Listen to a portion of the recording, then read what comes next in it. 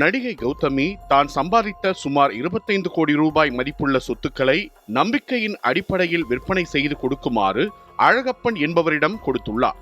திடீரென நடிகை கௌதமியின் சொத்துக்களை அழகப்பன் ஏமாற்றி அபகரித்து விட்டதாக சென்னை, திருவண்ணாமலை, காஞ்சிபுரம் உள்ளிட்ட மாவட்டங்களில் நடிகை கௌதமி அழகப்பன் மற்றும் அவரது குடும்பத்தினர் மீது புகார் அளித்தார்.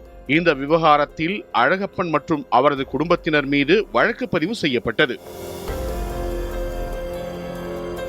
அழகப்பனுக்கு பலமுறை சம்மன் அளிக்கப்பட்டும் விசாரணைக்கு ஆஜராகாமல் தலைமறைவான நிலையில் சென்னை மத்திய குற்றப்பிரிவு போலீசார் தனிப்படை அமைத்து தீவிரமாக தேடி வந்தனர். மேலும் அழகப்பன் தொடர்பான இடங்களில் சோதனை நடத்தி பல முக்கிய ஆவணங்கள் கைப்பற்றப்பட்டன. அதைத் தொடர்ந்து அழகப்பன் மற்றும் அவரது குடும்பத்தினரை கைது செய்ய திட்டமிட்டு லுக் அவுட் நோட்டீஸ் பிறப்பிக்கப்பட்டது. இந்நிலையில் குடும்பத்தோடு தலைமறைவாக இருந்த அழகப்பன் மற்றும் குடும்பத்தினரை போலீசார் பிடிப்பது சவாலாகவே இருந்தது.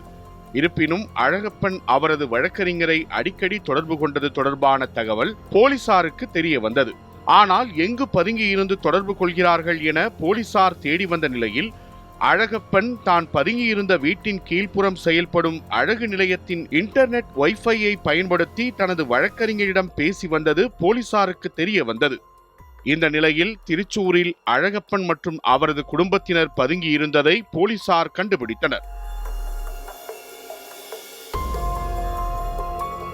அழகப்பன் அவரது மனைவி, மகள் உள்ளிட்ட 5 பேரையும் கைது செய்து சென்னைக்கு அழைத்து வந்து விசாரணை நடத்தினர்.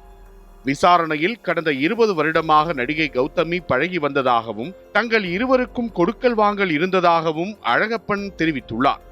இருப்பினும் திடீர் பணத்தாசையின் அடிப்படையிலேயே அழகப்பன் சொத்துக்களை அபகரித்தது விசாரணையில் தெரிய வந்துள்ளது. இதனை அடுத்து விசாரணை முடிந்த பிறகு அழகப்பன் மற்றும் அவரது குடும்பத்தினர் 5 பேரையும் சென்னை எழும்பூர் நீதிமன்றத்தில் மத்திய குற்றப்பிரிவு போலீசார் ஆஜர்படுத்தி சிறையில் அடைத்தனர்.